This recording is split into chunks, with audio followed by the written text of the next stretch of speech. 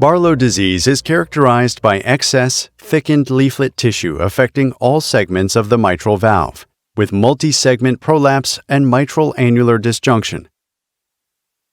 In patients with severe mitral regurgitation, leaflet repair with resection, chordal reconstruction, or edge-to-edge alveolar sutures are routinely supported with a true-sized annuloplasty band or ring. There is limited data comparing the durability of Barlow mitral repair with annuloplasty rings versus flexible bands.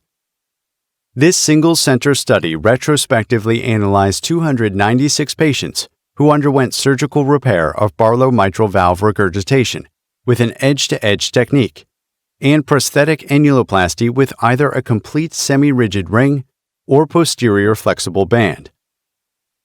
Median follow-up was 13 years. No significant differences were found between the two groups in terms of the overall 14-year survival or the incidence of mitral valve reoperation.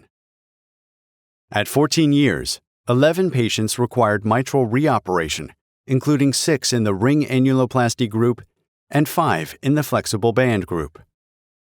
The mechanism of failure was disease progression in 8 patients, endocarditis in 2 patients, and in 1 patient, the edge-to-edge suture dehisced.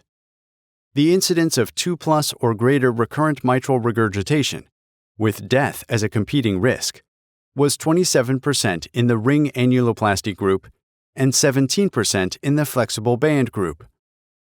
This was not significantly different.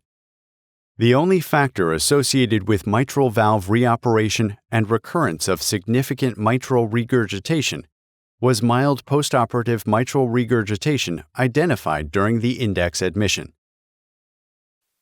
In summary, prosthetic annuloplasty rings and flexible bands were associated with similar long-term durability in repair of Barlow mitral regurgitation.